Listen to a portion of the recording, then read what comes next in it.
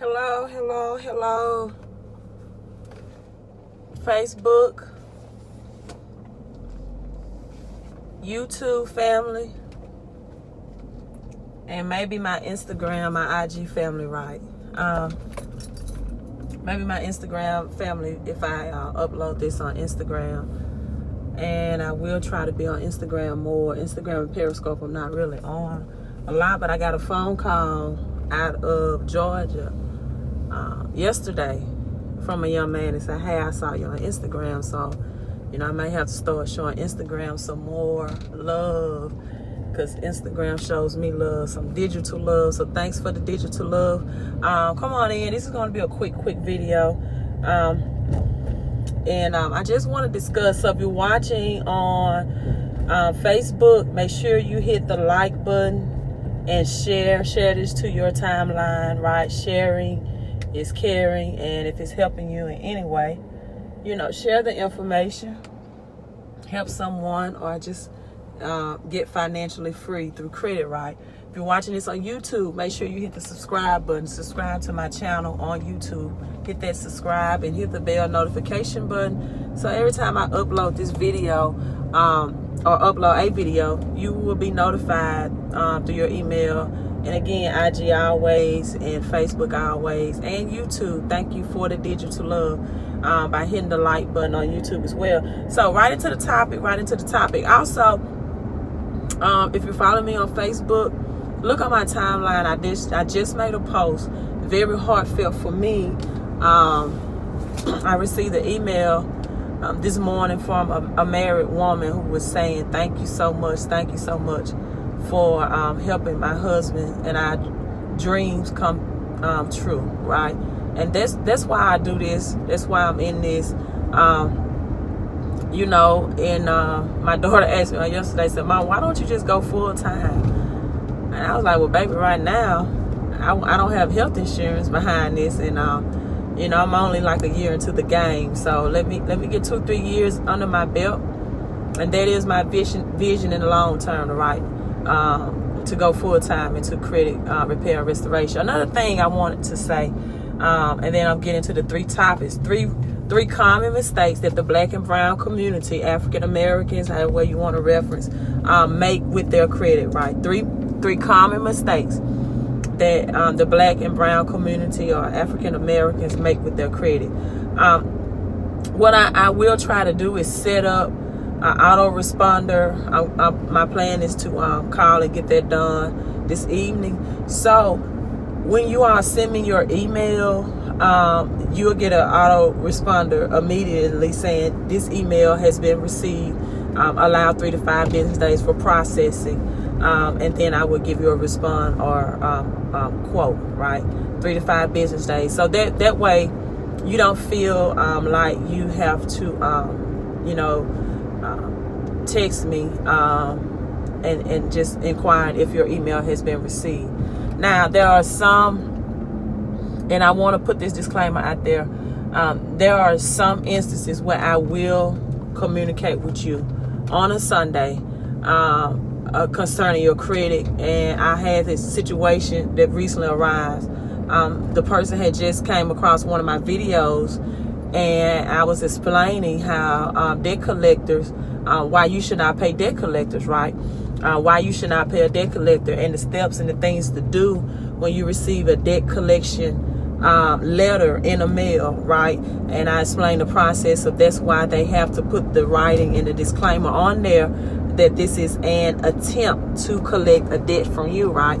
And you always have that 30-day window to respond. And if you respond the right way, or you hire me to respond the right way, to defend that collection on your behalf, you will not be liable for that debt. And so this person sent me the email. It was Memorial Day weekend, and of course I took that weekend off and Memorial Day, right, just to relax. And it was a situation where they had like 2 or 3 days to respond to that collection. If it's that situation, you can text me on a Sunday and just say, hey, Queen of Credit, or Ms. DeLoach, or whatever, I have an emergency. I've just found out or came to the knowledge of that I can dispute this debt with a debt collector to get it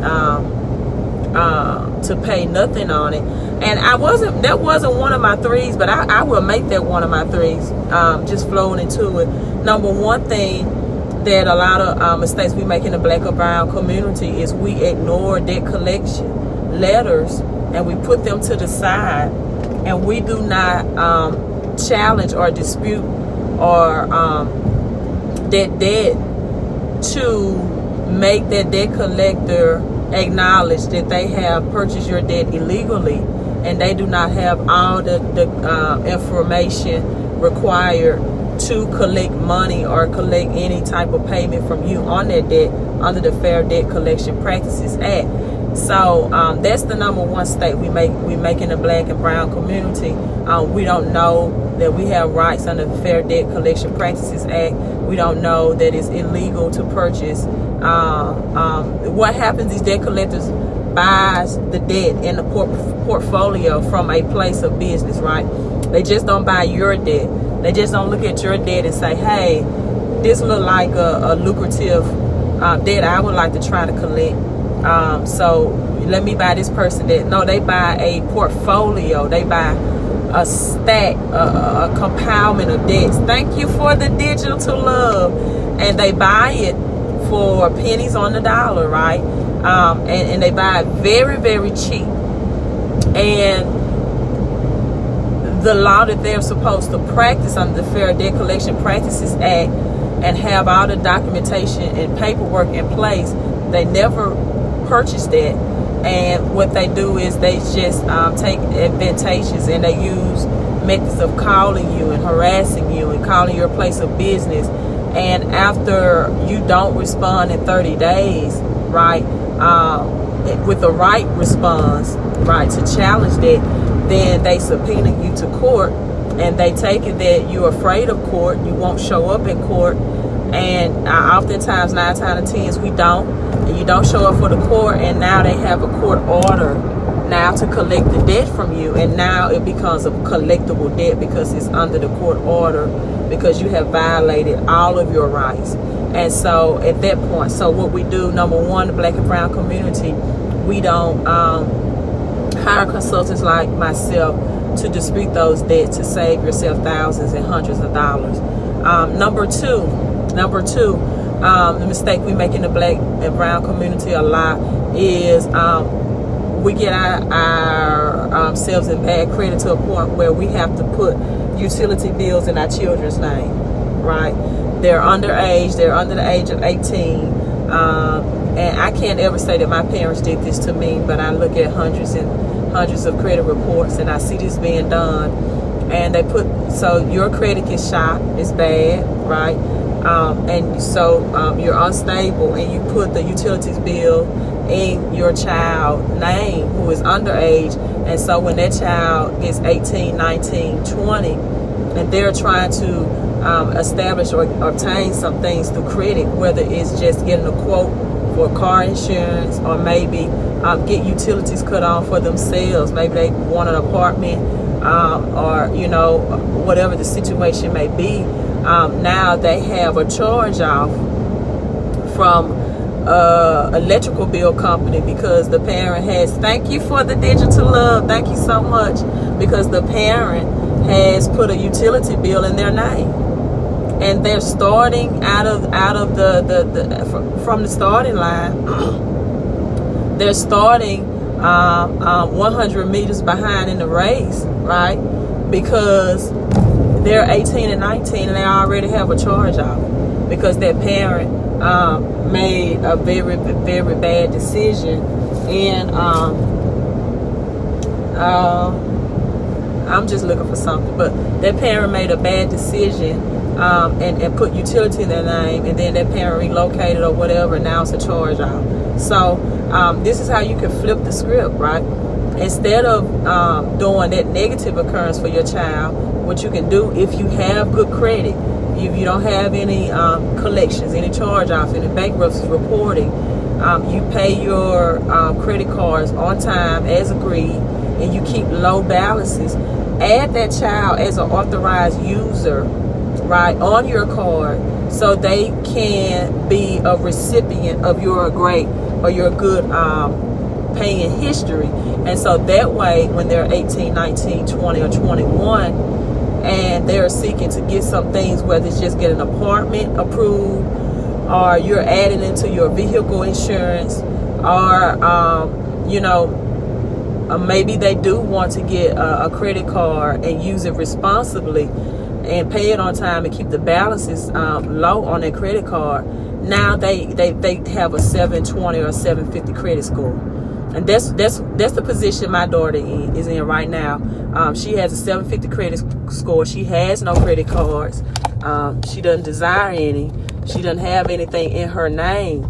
But my plan for her is to use her credit so she can make some investments in real estate, rental property, and get some homes and under her business, and trying to adjust this phone. Hold on for a second. So she can buy real estate investments. So that's my plan for her. I hope she follows the plan. I told her I was going to take her this summer and teach her the secret sauce of my credit repair. And I could talk about that. A lot of people ask me, and I have a standard response right now. Excuse me, let me adjust it. Thank you for the digital love. I have a standard response right now. I've already have in my notes on my iPhone. People ask me, why don't I teach do-it-yourself credit repair? The answer is real simple for me.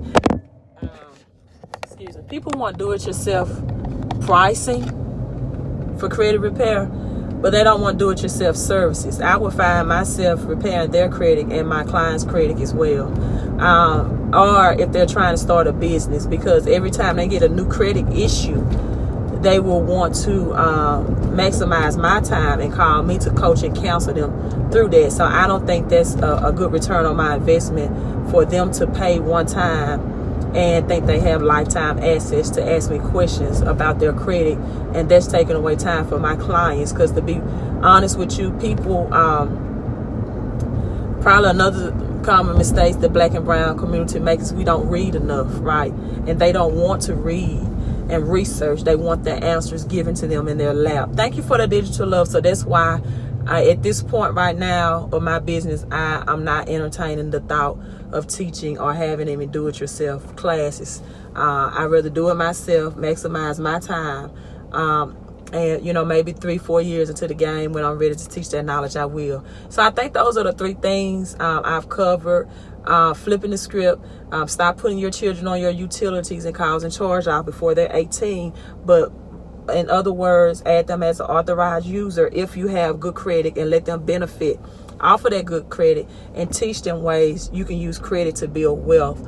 And I think I've covered. So if you're watching this at the end, go back and watch the beginning as I discussed debt collections, how we ignore those, and how if you knew the knowledge that I know, you don't have to ever pay a debt collector, someone that purchased your debt, anything out of pocket. Now you will have to pay me, but you'll save more money to pay me to dispute it for you, and then you will, and that's how I help you create cash flow. Then you will then paying them the balance in full. You pay me a percentage of the balance they're trying to collect. And so the third thing I'll say, and then I'm signing off, is get all addresses removed from your credit report, right? If you've been to a lot of residential places and you have more than one address report on your credit report, you need to get those other addresses deleted. Not only does it help you if a negative account is connected. Let's say that you lived in Los Angeles 2 years ago, and when you lived in that resident in Los Angeles, you filed bankruptcies, right? Now you move to Atlanta or Mississippi or Alabama, and now you have a new address, and now you're trying to dispute your bankruptcy. Well, deleting that Los Angeles address where the bankruptcy was filed will help you expedite and get that bankruptcy removed quicker. Same thing with collections and charge-offs. If they are connected to the address, getting that address removed will get that negative remark removed quicker. Now, it won't delete anything positive connected, which is the great thing. It'll only delete what you are challenging that's negative. And so that's like, you know, if you have a butter knife and you are cutting butter, it's like warming up that butter knife to make it just go through smoother and easier than the struggle, because that's one of the credit bureau's ways of verification. They connect the account to the addresses. Get those addresses removed. And remember, when you are applying for credit,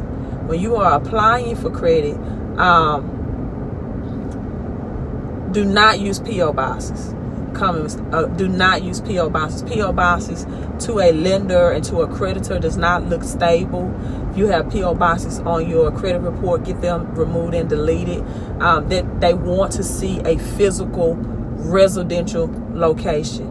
If you have apartment, use apartment, or a home is even better, right? A home is even better.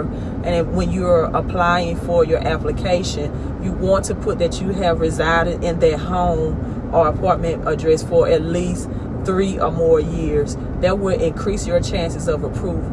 When you have P.O. boxes on there, it makes you look unstable. When you have multiple addresses reporting to your credit report, it makes you look unstable, and that would decrease your odds for getting approval. Also, deleting old addresses just give you a pretty credit report, and it add extra points, right? Extra points. The highest I've had is 60 extra points added to someone's credit report by deleting their old addresses alone. Now, thank you for the digital love. I didn't dispute anything. I didn't remove a collection. I didn't remove a charge off. Just deleting. Thank you so much for the digital love. Just deleting those addresses alone. I call that the PI, your personal identifiers. And some people have 10 names reporting, 5 or 6 names, different ways. They're spelling it. Sometimes they'll have a middle initial. Sometimes they have your middle name spelled out. All of those get deleted. So you have one address and one name reporting, right? And I keep your best address wherever you receive your mail. So hey, those are the 3 mistakes. Go back. You'll want to know about collections you make. You want to know about the addresses, and you'll want to make sure you watch the replay. And also read the testimony. I will upload it on YouTube and Facebook and Instagram. I love people helping reaching their credit and cash flow dreams through the credit restoration. Have a great day, Queen of Credit. And thanks for tuning in.